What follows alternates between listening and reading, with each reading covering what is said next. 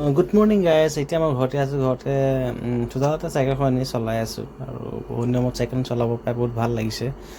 কাৰণ আজিকালি চাইকেল মানুহে নচলাই হ'ল আৰু চাইকেলখন পোৱাৰ বাবে বহুত ভাল লাগিছে। যেনে মতে মোৰ ভাগিনৰ চাইকেল হয় আৰু চাইকেলখন পাই এনেই চোতালতে এনেই অকাই পকাই চলাই ঘূৰি ফুৰিছোঁ।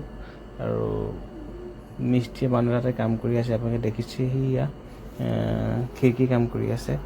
আৰু কালৈ যামগৈ যে কাইলৈ দুদিন আছে আৰু দুদিনৰ পিছত যামগৈ চাকৰি জেগালৈ। আৰু তাততো চাইকেল চলাব নাপাওঁৱেই।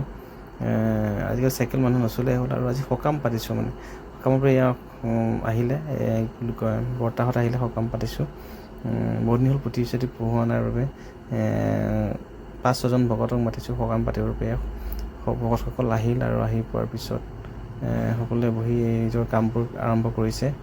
মানে শৰাই চৰাই সজাইছে আৰু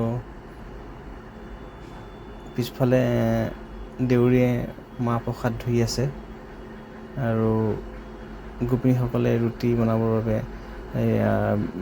বেলনাত ৰুটি বেলি আছে আৰু পুৰি খুৱাব।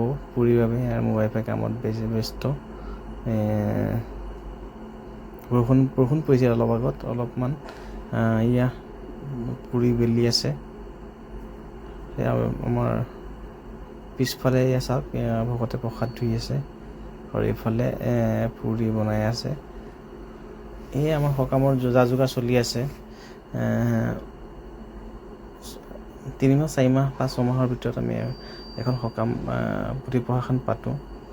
ঘৰখন ভালেদৰে থাকিবৰ বাবে, ঘৰখন সুখ শান্তি থাকিবৰ বাবে।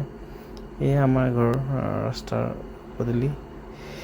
ইমানেই ভিডিঅ' আছিল আৰু এয়া আমাৰ কামপুৰ ষ্টেচন। আৰু কামপুৰ ষ্টেচন মই যাবৰ বাবে বিজয়বাৰ যাবৰ বাবে ৰাতিপুৱা আহি পালোঁ।